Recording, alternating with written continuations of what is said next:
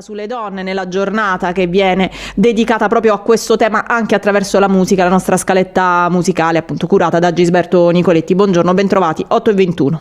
E allora continuiamo a parlare di questo fenomeno, continuiamo a parlare anche del quadro a Taranto, nella sua provincia. Lo facciamo con il procuratore della Repubblica Eugenia Pontassuglia, che è in collegamento con noi. Buongiorno dottoressa Pontassuglia. Buongiorno a voi.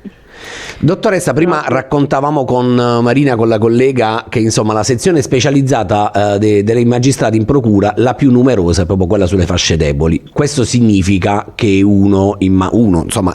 questa tipologia di reati è quella che probabilmente pesa di più sul tutto il lavoro dell'ufficio della procura? Sì, è la sezione, proprio la sezione fasce deboli, si chiama fasce deboli, reati in materia di famiglia, stalking.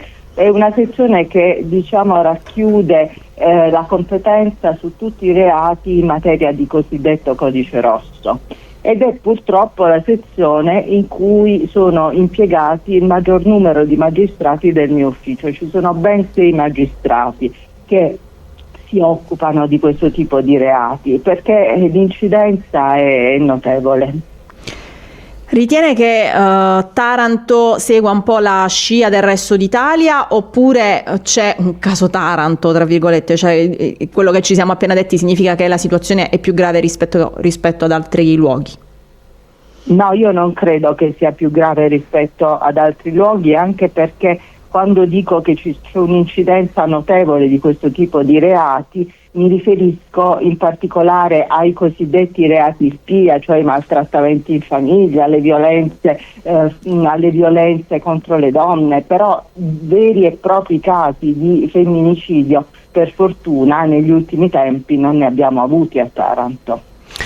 Dottoressa, quindi è una sezione che si occupa di tutto quello che può portare poi però a espressioni di violenza ben più gravi. Certo.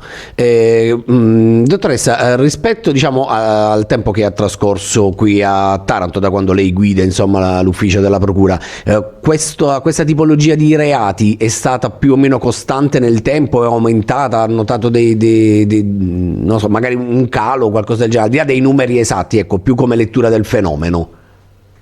No, credo che sia più o meno costante, perché almeno dal 2022 a oggi, che è il periodo che ho preso in considerazione, si attestano più o meno sugli stessi numeri. Certo, sono un po' altalenanti, però l'espressione del fenomeno è più o meno sempre la stessa.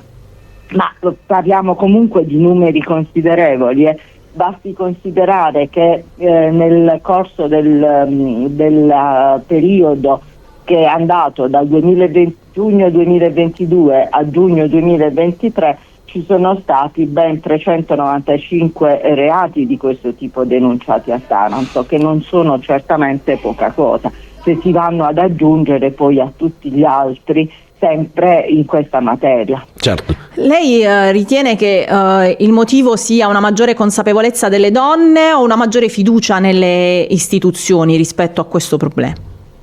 Un po' tutte e due. Si comincia per fortuna a registrare l'attenzione verso questo fenomeno anche da parte delle forze dell'ordine. Sono tanti le sezioni specializzate che ormai si stanno formando all'interno di questure, di stazioni carabinieri. Ci sono le cosiddette sale rosa, le stanze rosa, dove le donne possono andare e essere ascoltate da personale formato che conosce bene quella che è la tipologia di questi reati, e quindi si approccia anche a queste persone con la capacità di operatori specializzati, insomma.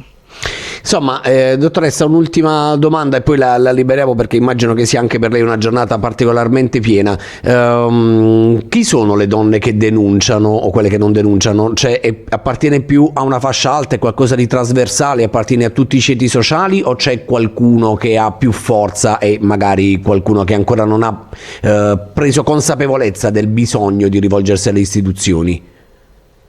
Allora, ci sono tante situazioni diverse. La fascia sociale rileva quando la violenza non è particolarmente efferata, perché che succede? Che se una donna non ha la capacità economica di gestirsi da sola, di pensare a se stessa e ai propri figli, sarà molto più titubante e quindi subirà molto più facilmente violenza.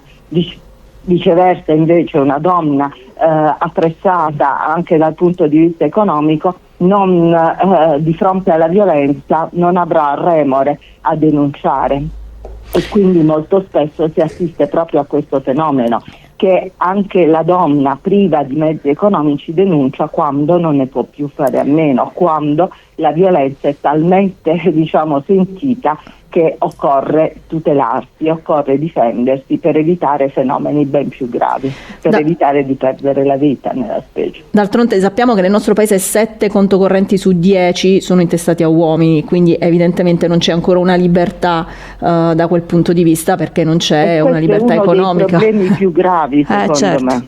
Certo, assolutamente. Che si devono affrontare e risolvere, creare le condizioni perché si abbia capacità anche economica per poter poi avere il coraggio di liberarsi da queste situazioni di violenza. Grazie mille ad Eugenia Pontassuglia, procuratore della Repubblica di Taranto, per essere stata con noi questa mattina. Buon lavoro, buona giornata.